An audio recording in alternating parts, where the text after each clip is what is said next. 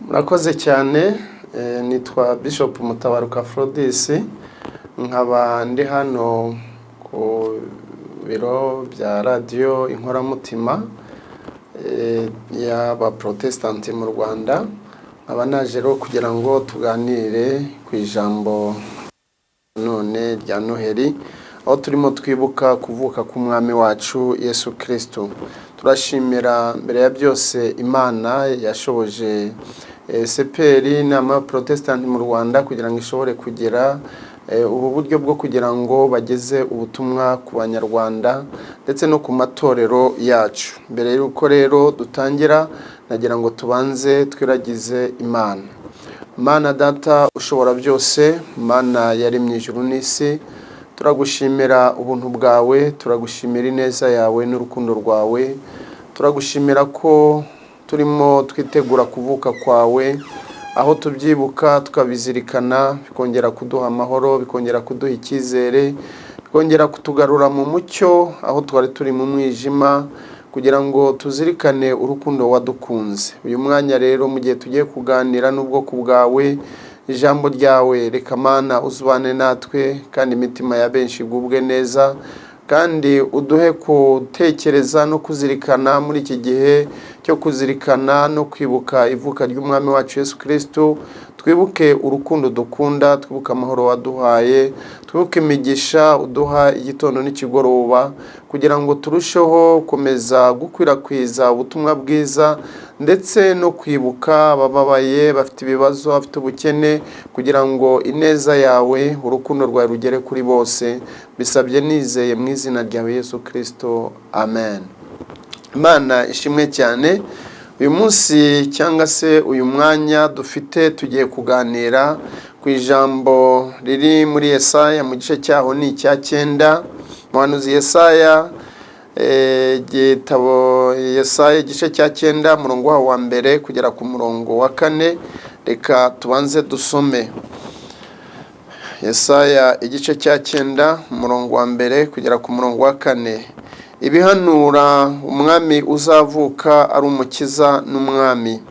Abantu bagenderaga mu mwijima babonye umucyo mwinshi. Abari batuye mu gihugu cy'igicucu cy'urupfu baviriwe n'umucyo. Wagwije ishyanga, wabongereye ibyishimo, bishimira imbere yawe ibyishimo nk'ibyo mwisarura, nk'iby'abantu bishima bagabanya iminyago. Kuko umutwaro wabahekeshaga n'ingegene bamukubitaga mu bitugu, n'inkoni yamutwazaga igitugu, wabivunnye nko kuri wa munsi w'Abamidiyani. Ibyuma abafite intwaro bari bifurebye mu ntambara byose, n'imyenda igaraguwe mu maraso bizaba ibyo gutwikwa, bibe nk'inkwi zo mu muriro. Mwakire neza ijambo ry'Imana. Iri jambo tugiye kuganira tumaze gusoma, turi bube dufite intego ivuga ngo itangiriro ry'ubuzima ni uguhura n'umucyo, ariko kandi uwo mucyo ni Yesu, nk'uko tubibona mu butumwa bwiza bwa Yohana bwa Yesu Kristo nk'uko bwanditswe na Yohana mu gice cyawo cya mbere. Niho turi bubone ko umucyo ni we Yesu. Noheli ntabwo ari ukwibuka ivuka ry'umwami gusa. Noheli ni itangiriro ry'ubuzima ku bantu bose. Kuri Noheli ibyapfuye byongera kubaho. Abari mu mwijima babona umucyo. Uyu munsi wa none iki gitabo dusomye cya Yesaya kirimo kitugaragariza amakuru ya Noheli, kibanza kutwereka uburyo ki iki gitabo ari umuhanuzi Yesaya wacyanditse. Yesaya akaba umwana wa Amosi, nk'uko tubibona muri Yesaya mu gice cyawo cya mbere umurongo wawo wa mbere. Muri iki gihe yandika iki gitabo hari imbere ndetse hari imbere ya Kristo, mu gisekuru cya 8 imbere ya Kristo. Ariko kandi yandika muri iki gice cya 9 cyari mu gihe kitari cyoroshye, ubwo yahanuraga aya magambo. Hariho ibibazo bitandukanye Abisirayeli bari bafite ndetse n'Abayuda, ariko cyane cyane kuri iki gihe hari ku ngoma y'uyu mwami Ahazi. Bamwe mu bantu bavugaga yuko impamvu yahanuye uyu mwami uzaza, Abayuda bo batekerezaga ko ashobora kuba ari Hezekiya, ariko mu by'ukuri umwami yahanuraga ni umwami Yesu Kristo, ari we mucunguzi wacu. Abari badafite icyerekezo batangira kubona icyerekezo kuko umwami yabavukiye. Uwo mwana twizihiza kuvuka kwe muri Yohana mu gice cya mbere umurongo wa 4 yaravuze muri we harimo ubugingo, kandi ubwo bugingo bwari umucyo. Bivuga ko ubuzima bwiza n'ubwahuye n'umucyo, kandi umucyo ni Yesu. Uyu munsi bene data ba Kristo, nagira ngo mbasabire kugira ngo uyu munsi itangiro ry'ubuzima umenye ko ari uguhura n'umucyo, kandi uwo mucyo ni Kristo. Iyo tutarahura n'umucyo ubuzima buba buri mu kaga. Iyo tutarahura n'umucyo ubuzima buba bufite ibigeragezo. Iyo tutarahura n'umucyo ibibazo biba ari byinshi ku mibereho yacu. Muri Yesaya mu gice cya 9 umurongo wa 2, abandi ku zindi Bibiliya n'umurongo wa 1, ngo abantu bagendaga mu mwijima ariko babonye umucyo. Uyu mwijima ugereranywa n'iki? Uyu mwijima ugereranywa no kutamenya Imana. Uyu mwijima ugereranya n'icyaha. Uyu mwijima ugereranya no kwiheba. Uyu mwijima ugereranya no kubaho nta byiringiro. Cyane cyane ku Bayuda muri iki gihe yandika, nibyo Yesaya yabonaga, kuko bari mu gihe cy'intambara, barimo baterwa n'Abasiriya, bafite ibibazo bibakomereye cyane, bafite guhagarika umutima, bafite agahinda, bafite imitima icitse intege. Yesaya azana ijambo ryo kubahumuriza. Ariyo mpamvu kuri Noheli twizihiza cyangwa se twibuka, mu by'ukuri itugarurira icyizere, itugarurira amahoro. Ariko hari umwijima tubona uyu munsi, hari umwijima tubona mu buzima bwacu. Kiriya gihe hari umwijima wa biriya bibazo bari bafite, ariko hari umwijima muri iyi minsi uduteye ibibazo. Iyo usomye mu Migani mu gice cyaho ni icya 14 ugasoma umurongo wa 20, harimo ijambo rigaragaza umwe mu mwijima dufite kandi udutera ibibazo. Bibiliya iravuga ngo umukene arangwa ndetse n'abaturanyi be bakamubonerana, ariko umukire agira inshuti nyinshi. Cyane cyane turebye kuri ya Imigani 20 umurongo wa 10, Imigani igice cya 14 umurongo wa 20, kuri haravuga ngo umukene arangwa ndetse n'abaturanyi be bakamubonerana.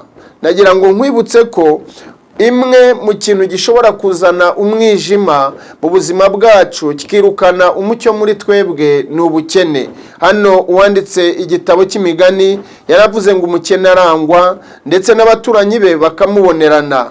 Ngira ngo wabireba aho utuye, wabireba aho ukorera, wabireba mu minsi mikuru, uburyo kinene abantu bagenda basumbanya abandi bashingiye rimwe na rimwe ku bukene. Ariko muri Yesu aho umucyo wavuye, aho umucyo waje, ntabwo haboneka icyo kibazo kisumbanya. Muri Yesu ntihaboneka abakuru, ntihaboneka abatoya.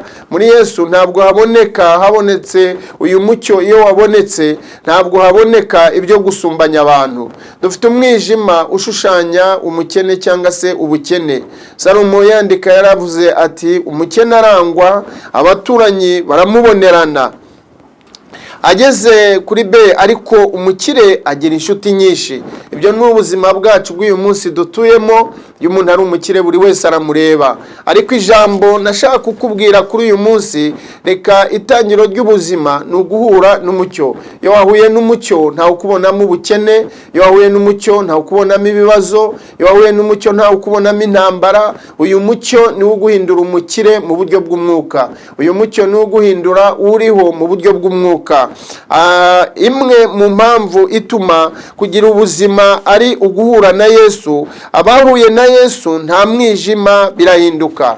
Urugero, iyo turebye mu butumwa bwiza bwa Yesu Kristo nk'uko bwanditswe na Luka mu gice cya 19 umurongo waho wa mbere, uhereye umurongo wa mbere ukagera ku murongo wa 10, wasanga inkuru y'umuntu wari umukire utibukaga abandi. Bivuga ngo aza guhura na Yesu.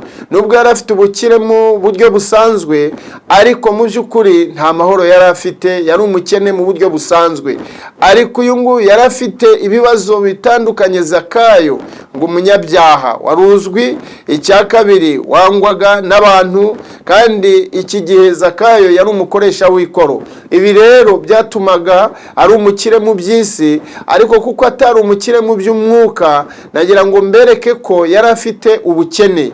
Ariko igihe yahuraga n'umucyo, ahuye na Yesu, ubuzima bwarahindutse. Bivuga ngo itangiriro ry'ubuzima turimo tuvuga uyu munsi ni uguhura na Yesu. Iyo wahuye na Yesu ubuzima burahinduka, iyo wahuye na Yesu imibereho irahinduka. Uyu mucyo ariwo Yesu turimo tuvuga, ariwo tuzibuka cyangwa se tuziziza ku munsi w'ejo, abashobora kwizihiza Noheli. Nagira ngo mbibutse ko ariwe dukwiye kurarika, ariwe dukwiye kuzana mu buzima bwacu. Zakayo yarabimenye, areka byose ajya guhura n'umucyo. Zakayo yarabimenye, abona ubuzima bwe nubwo afite ubutunzi, ariko akeneye Yesu mu buzima bwe. Uyu munsi agakiza kaje muri iyi nzu. Iri ni ijambo Yesu yabwiye Zakayo bwo yari amaze kumubwira ngo niyuruke. Bamaze kugera mu rugo rwe, aramubwira ati icara. Bamaze kwicara, aramubwira ngo uyu munsi agakiza kaje muri iyi nzu. Iyo usomye mu gice cya 19 cy'ubutumwa bwiza bwa Luka umurongo wa 9,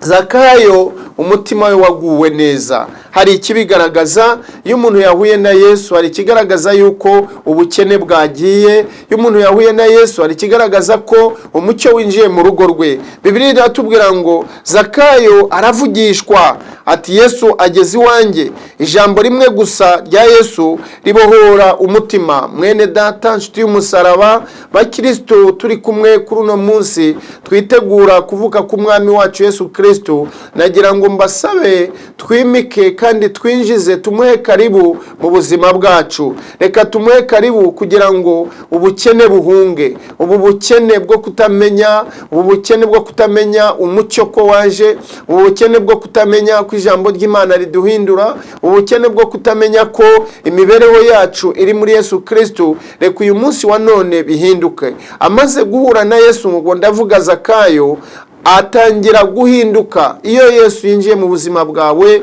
iyo wahuye n'umucyo, ubuzima burahinduka. Icya mbere aravuga ngo abo nambuye ndabakubira kane. Hari abantu ya Zakayo yagendaga yambura, ariko amaze guhura n'umucyo aravuga ngo uhereye uyu munsi bw'agakiza kaje mu nzu yanjye, abo nambuye ndabakubira kane.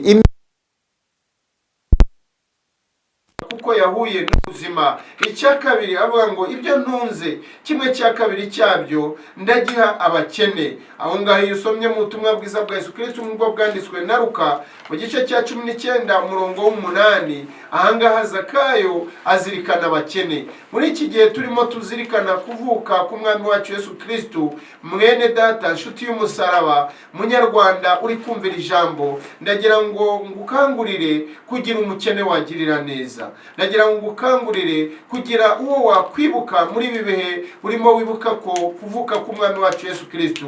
Nagira ngo ngukangurire iyi Noheli urimo wizihiza, wibuke umuturanyi wawe, wibuke wa wundi muturanyi waburaye, wibuke wa wundi muturanye wabuze uko yishyura inzu, wibuke wa wundi muturanye wabuze icyo agaburira abana. Aho ngaho niho ubutangiye ubuzima bushya, aho niho utangiye ubuzima bwo guhura na Yesu, aho niho wijihije Noheli neza, kuko uba wageze ku nshingano cyangwa ku cy'umwami wacu Kristo yadusabye twagenderaho mu minsi ya none.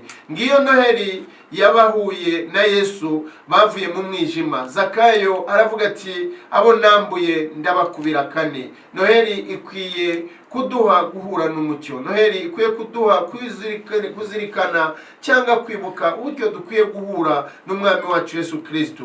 Jambo rya kabiri aravuga ngo ibyo ntunze kimwe cya kabiri cyabyo ndagiha abakene. Mu by'ukuri iyi Noheli twizihiza ikwiye kuduha kumenya ko umwami wacu Yesu Kristo adukangurira kuba inshuti, adukangurira kuba abavandimwe, adukangurira gusangira ibyo dufite, adukangurira gusangira ibyo umwami wacu Yesu Kristo yatugeneye. Hari abantu baburanye gerageza wibuke ko urugero rwa Zakayo rwatuma uva mu mwijima. Hari abantu baburaye, hari ababwiriwe. Ndagira ngo urugero rwa Zakayo umunsi wa none wahuye na Yesu akibuka abakene, nawe ugira icyo wibuka wakora cyiza cyatuma kigaragaza ishusho yo guhura na Yesu mu buzima bwawe. Ubuzima bw'umwijima buba burangiye, burarangira, kandi ubuzima bw'umwijima ntibwongera kubaho kuko uba wahuye na Yesu. Reka Noheli tugiye kwizihiza cyangwa kwibuka muri uyu mwaka wa 2025 utangire ubuzima butarimo umwijima. Hura na Yesu, fungura umutima, emera umuhange amaso, tumbira nka Zakayo, gerageza nk'uko Zakayo yuriye igiti. Birasaba ko tugira imbaraga mu guhura na Yesu, birasaba ko tubigira mu ruhare. Zakayo yafashe umwanya ajya kurira igiti kuko yamenye inkuru za Yesu. Munyarwanda uri kumvira ijambo, mwene data mu Kristo, wewe utarabohoka, wewe utaramenya Yesu, wewe utarinjira rwamo n'umucyo, uyu munsi wa none reka iyi Noheli iguha imbaraga, igutera ishyaka ryo kujya guhura na Yesu. Mwahurira mu nzira uri kugenda, kumva ijwi rye nk'uko Paulo yahuye nawe, mwahurira mu kazi kawe nk'uko Matayo yahuye nawe yicaye ari kumutoranya, mwahura na Yesu aho waburi ugenda wicaye mu modoka uri kumvira ijambo, ugahura na Yesu. Yuhuye na Yesu ubuzima burahinduka. Yuhuye na Yesu utangira gutekereza ku bandi. Yuhuye na Yesu utangira kwibuka abafite ibibazo. Yuhuye na Yesu wibuka ko ibyo ufite byose, ibyo utunze byose ari we wabiguhaye. Reka rero nkwibutse ko niba uyu munsi wa none ku buzima bwawe, ku mibereho yawe, ndagira ngo nkwibutse ko itangiro ry'ubuzima ari uguhura n'umucyo, kandi uwo mucyo twabonye ko ari Yesu. Imana yacu ishimwe cyane. Ku cyumweru cyangwa se kuri uyu wa kane, ku munsi w'ejo, ngo tuzaba tuzirikana Noheli. Si umunsi wo kurya cyangwa se si umunsi wo kuryama. Abenshi hari igihe bavuga ngo tubonye agakonje, tubonye akanya ko kuruhuka, ariko Zakayo wamaze kumenya ko Yesu yaje, yarirukansa ajya kurira igiti. Hari insengero, hari kiliziya hirya no hino ukwiye kugerageza kwegera, hari radio mu rugo iwawe, hari televiziyo aho kugira ngo urebe filime n'ibindi byose. Ni byiza yuko wakwibuka ko umucyo ashobora kunyura muri iri jambo, umucyo yanyura ku bavuga butumwa. Imana yahamagaye kugira ngo bashobore kukugezaho ubu butumwa, kugira ngo utangire ubuzima bushya bwa gikristo muri uyu mwaka wa 2025. Muntu wa kabiri Bibiliya itugaragariza wahuye n'umucyo, ubuzima bugahinduka, imibereho igahinduka, nuriya mugore w'i Samariya. Muramuzi buryo yararushye. Yusomye mu butumwa bwiza bwa Yesu Kristo uko bwanditswe na Yohana mu gice cyaho cya 4. Iyi nkuru ni ndende uhereye ku murongo wa 1 ukagera ku murongo wa 30. Yari afite ngo abagabo benshi cyane, yarasuzugurwaga muri quartier, yari afite isoni. Nikibigaragaza nuko ajya guhura na Yesu yajyaga kuvoma ikindi igihe abandi batarimo bavoma, kuzuba rimwica kubera isoni. Abantu bari bamuzi nk'umusambanyi, abantu bari bamuzi nk'ikirara muri quartier, ariko umunsi umwe ahura na Yesu. Ahuye na Yesu ubuzima bwahise buhinduka. Nimuze amaze guhinduka ubuzima muri quartier, yasubiyeyo arababwira ati nimuze murebe umuntu umbwiye ibyo nakoze byose, murebe ahari ko ari Kristo. Imana yacu nishimwe cyane. Uyu Kristo turi kuvuga niwe mucyo, uyu mucyo turi kuvuga niwe Kristo. Niyo mpamvu Yohana yabivuze mu butumwa bwiza mu gice bwa Yohana bwa Yesu Kristo mu gice cyaho cya mbere.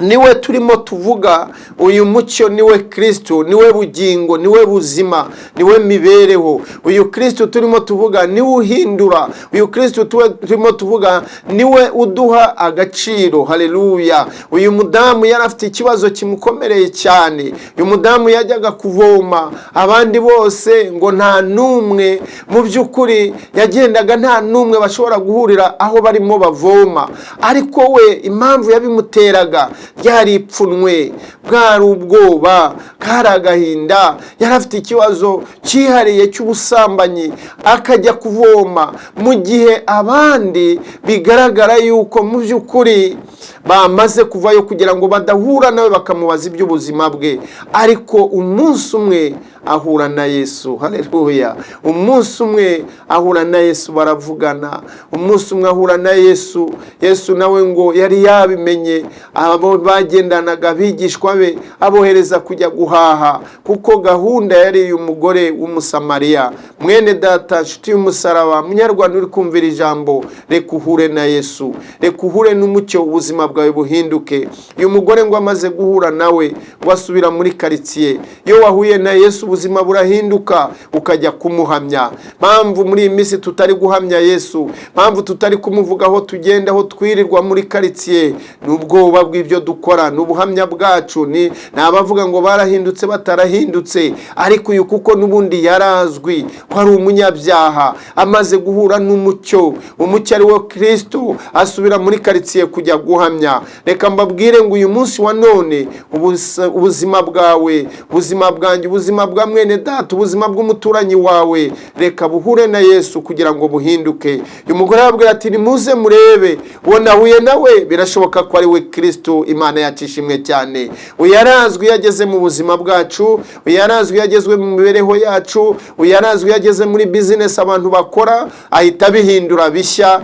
Niyo mpamvu turimo tuzirikana iyi Noheri, igihe turimo twibuka kuvuka k'uyu mukiza, igihe turimo twibuka kuvuka k'umucyo wacu ari we Kristo. Nagira ngo nkwibutse ko nicyo gihe cy'ubuzima bushya. Gerageza urebe muri weho, mu bitekerezo byawe, mu myifatire yawe, urebe utese ndi guhura na Yesu, urebe utese sindi kugenda nihishahisha, urebe mu mikorere yawe, urebe mu mivugire yawe, urebe mu buhamya uri gutanga. Uyu mugore ajya gutanga ubuhamya. Abantu bakeneye kumenya ko wamenye Yesu, abantu bakeneye kumenya ko wahuye n'umucyo, abantu bakeneye kumenya ko hari icyahindutse mu buzima bwawe. Imana yacu ishimwe cyane. Uyu mugore ubuzima buratangira, atangira kuvuga ubutumwa muri karitsiye. Reka nawe nkwifurize ko uyu munsi wahinduka, uyu munsi wahura n'umucyo, ubuzima bwawe bugatangira kuba bushya, ugatangira guhamya umwami w'abami. Imana yacu ishimwe cyane.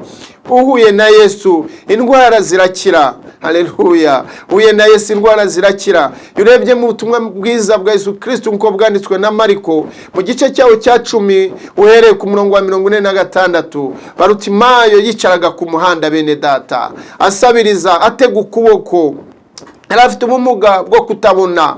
Uyu yari umukene, uyu yarasabirizaga, uyu ntiyarebaga mu buryo bw'ibigaragara muri fiziko. Uyu muntu abantu bamunyuragaho ateze ukuboko avuga ati mfungurira. Rimwe na rimwe ntiyamenyaga n'ushyizemo bashyiragamo, hari n'uwashobora gushyiramo ikintu kitamufitiye umumaro kubera ko yari afite ubumuga bwo kutabona. Ariko Yesu amunyuzeho, haleluya, aho Yesu anyuze ahindura ibintu. Ntabwo yirengagiza abantu, aramwitegereza, aramureba, aravuga ati Barutimayo, uhereye uyu munsi wa none ntabwo uri bwongere kuba impumyi, ntabwo uri bwongere kugira ubumuga. Iyo Yesu mwahuye n'ubumuga bufatika, n'ubumuga bugaragara buri fiziko, hari ububa mu mutima ariko ubwo hanze bugaragara, nabwo araburangiza. Uhereye uwo munsi ahuye na Yesu arareba, umwijima ujya wirukanwa no guhura na Yesu. Impamvu iri jambo ndi kurivuga ko ubuzima butangira iyo twahuye na Yesu, ubuzima butangira iyo twahuye n'umucyo,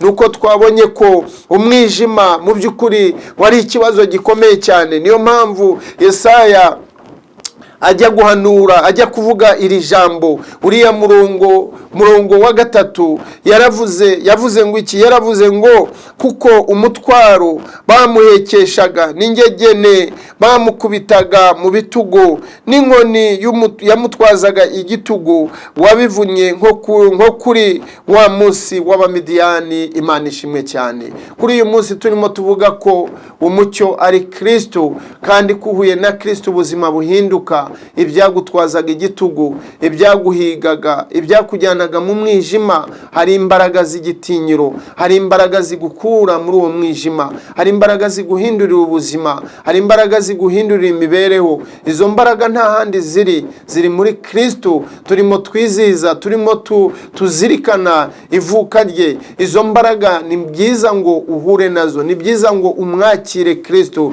ni byiza ngo wifuze guhura nawe, wifuze yifuze kuvugana nawe kugira ngo izina ry'Uwiteka rishyirwe hejuru. Imana yarabimenaguye byose ikoresheje Yesu. Uyu munsi twibuke kuvuka kwa Yesu, turasaba Yesu aze abitangiriro ry'ubuzima. Haleluya. Ubuzima bwawe buhinduke mwene data, mushiki wanjye, ubuzima bwawe buhinduke munyarwanda uri kumvira ijambo, kugira ngo uhure na Yesu. Tumaze kubona ingero z'abahuye na Yesu, twabonye Zakayo wahuye na Yesu, amaze guhura nawe agerageza gufasha abakene, amaze guhura nawe yibuka ko hari abantu yambuye yitwaje icyo yakoraga, yitwaje ubukire, yitwaje ubushobozi. Birashoboka ko nawe hari abantu hohotera witwaje ubushobozi, birashoboka ko hari abutesha agaciro witwaje ubushobozi, ariko uyu munsi ijambo riravuze ngo nuhura na Yesu umutima wawe urahinduka, nuhura na Yesu ubuzima bwawe burahinduka, nuhura na Yesu uraza kuzirikana ko ibyo utunze byose wabihawe na Yesu kugira ngo ushobore gusangira n'abandi. Ntabwo ari byiza ko wazirikana Noheli cyangwa se wakwibuka Noheli urye wenyine abaturanyi bawe bafite ubukene baburaye, kuko nuhura na Yesu araza kukwibutsa waburaye, arakwibutsa uri mu bitaro. Nuhura na Yesu arakwibutsa ufite intimba, ufite agahinda. Imana yacu nishimwe cyane. Guhura na Yesu niryo tangiro ry'ubuzima. Guhura na Yesu niwo mucyo. Guhura na Yesu byirukana umwijima muri twe. Ibuka igihe wahuraga na Yesu nta mucyo wakugezeho, nta mucyo wari ufite, ariko uhuye nawe umucyo uraboneka. Uyu munsi bimeze gute umaze guhura na Yesu? Cyo ni ikibazo wakwibaza, cyo ni ikibazo nakwibaza. Uyu munsi Yesaya arimo yandika cyangwa se arimo ahanura, yabwiraga abana b'Imana, ariko babwira ati birakwiriye ko muhura n'umucyo, murakwiye ko agakiza kababonekamo kugira ngo umwijima ugende. Ngo abantu bagenderaga mu mwijima babonye umucyo mwinshi, abari batuye mu gihugu cy'igicucu cy'urupfu baviriwe n'umucyo. Imana yacu nishimwe cyane. Yesaya arababwira ati abari mu mwijima nimuhumure, abari mu mwijima nimuhumure, kuko muraza kuvirwa n'umucyo. Uyu munsi wa Noheli abawuzirikana, abawizihiza, twebwe twemera ko Kristo ari we yatuvukiye, reka umucyo ube muri twebwe. Uyu mutwaro Yesaya yavugaga ni ibibazo duhura nabyo, ni ibigeragezo duhura nabyo, ni intambara zo mu mutima.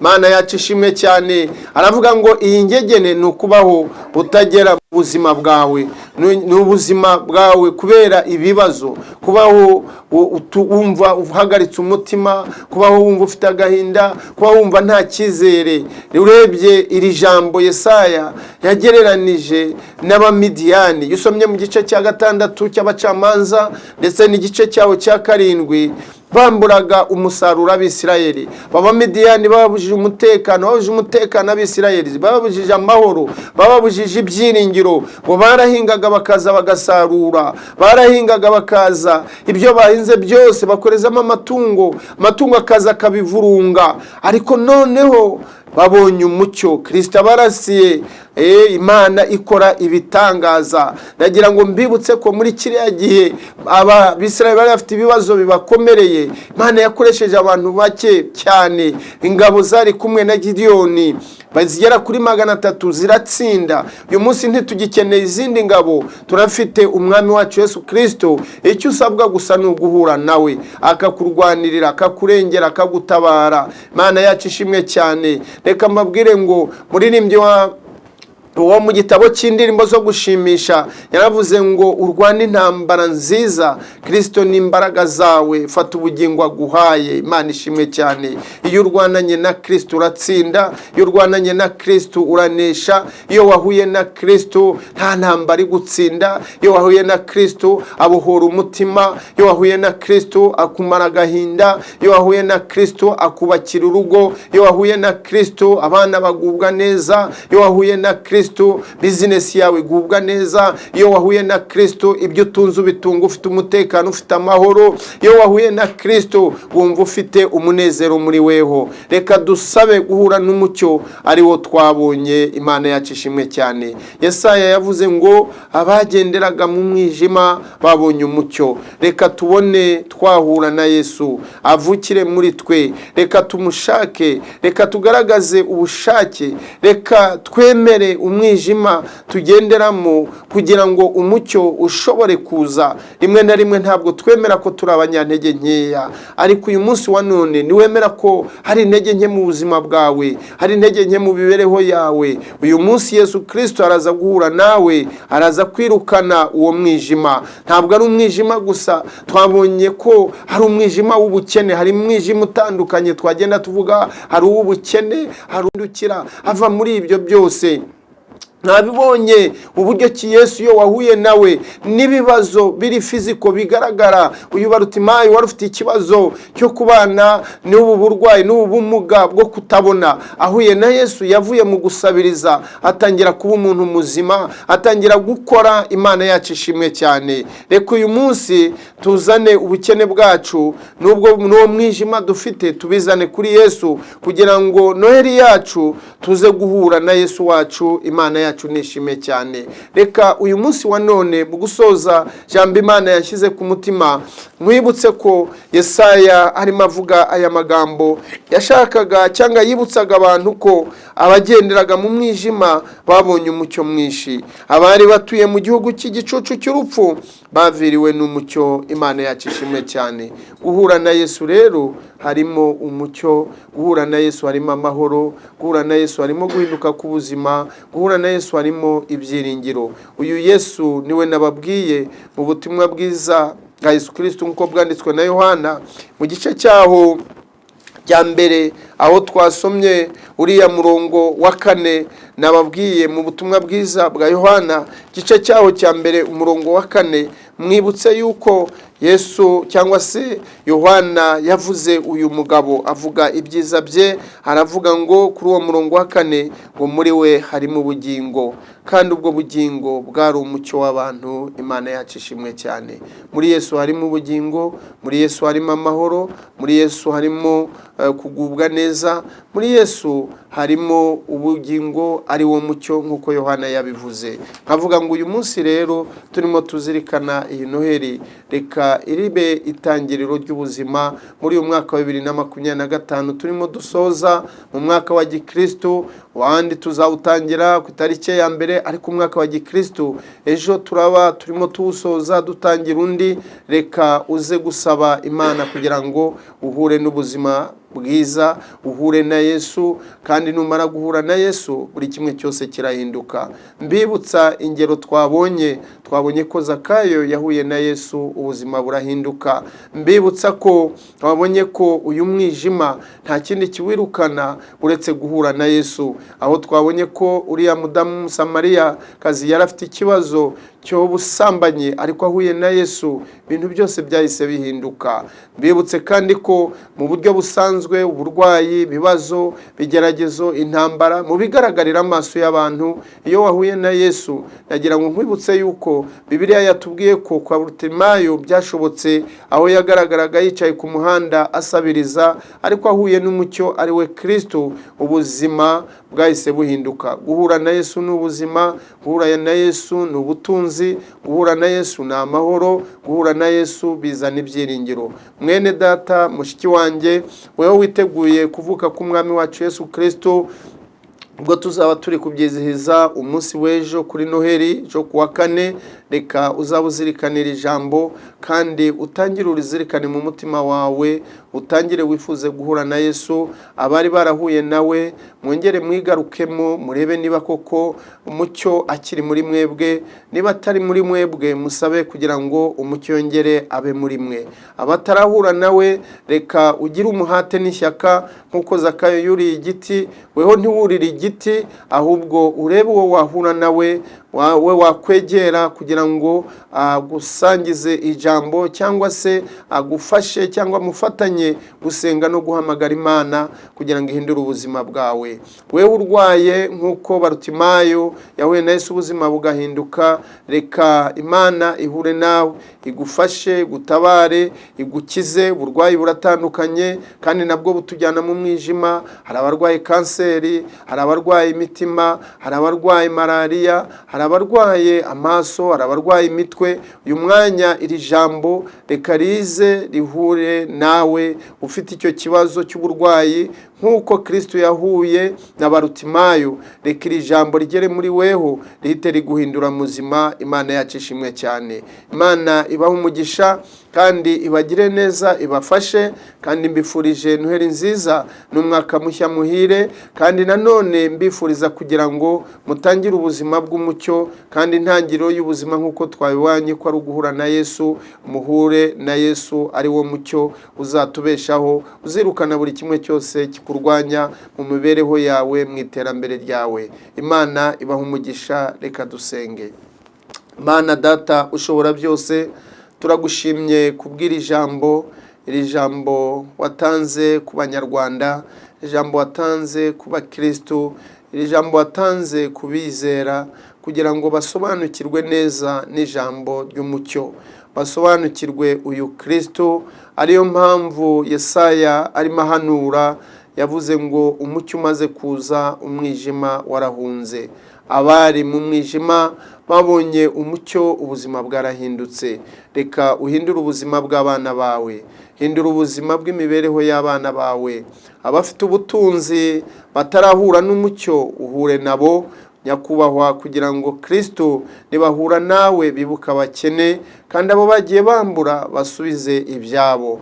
Mukunzi wacu mwiza Kristo, reka abafite ibyaha by'uburyo butandukanye, twabonye urugero rw'umugore w'umusamariyakazi, ariko hari n'abandi bafite ibyaha bigiye bitandukanye, ariko by'umwihariko dushingiye kuri iki cyuho wari ufite abagabo benshi. Reka abafite umwijima wo kuba batarahura na Kristo bakiri mu busambanyi, uyu munsi wa none bishingiye kuri iri jambo bahure n'umucyo, kugira ngo izina ryawe rishyirwe hejuru. Abarwaye indwara zitandukanye, dushingiye ku rugero bwa Barutimayo, iyi Noheli reka ube umucyo ku buzima bwabo, kugira ngo bakire kandi baze mu nzu yawe bahimbaze, bashime, baturagare, baririmbe, bavuge kugira neza kwawe. Muri rusange turasabira n'igihugu cyacu, kugira ngo umucyo wawe ukibemo kandi ubwiza bwawe bugaragare, natwe tuzajye duhimbaza izina ryawe. By'umwihariko ndasengera Mwami Imana yacu Radio Inkoramutima, cyane cyane iyi nama y'Abaprotestanti mu Rwanda, kugira ngo umucyo wawe ukomeze wibonekemo kandi ukomeze ubayobore, ubafashe kugira ngo bakomeze kwaguka no kwagura ibikorwa by'ivugabutumwa, kugira ngo Abanyarwanda bashobore kumva ubutumwa bwiza. Urakoze Kristo, turagushimiye cyane, turaguhimbaje kuri bwibuke buri muntu wese, kandi ukibuka bato, ukibuka abakuze, kugira ngo izina ryawe rishyirwe hejuru. Uhabwe icyubahiro rero, kandi nibutse abakristo b'itorero Seira Community Church, Mana mpagarare kugira ngo bagire neza, bafashe umucyo wawe ubane nabo, kandi ubwiza bwawe bubane nabo. Kandi ndibuka Mwami wacu Yesu Kristo, amatorero yose n'imiryango yose igize inama y'Abaprotestanti mu Rwanda, umucyo wawe ube muri bo, kandi ugere no mu zindi umbrella zose, kugira ngo igihugu cyacu kibone umucyo kandi kibone amahoro, binyuze mu butumwa bwiza, kandi binyuze mu miyoborere myiza nyakubahwa dukesha umuyobozi waduhaye, nyakubahwa Perezida wa Repubulika Paul Kagame, kugira ngo akomeze kuyoborwa nawe no gufashwa nawe, kugira ngo natwe dukomeze kuramira mu gihugu cyiza waduhaye cy'u Rwanda. Urakoze rero, turagushimiye ko umucyo wawe uze kubana natwe, kandi ko twibuka kandi tuzirikana Noheli tuguwe neza, dufite amahoro, dufite ibyiringiro. Bisabye nizeye mu izina rya Data wa twese, n'iry'Umwana n'iry'Umwuka wera. Amen.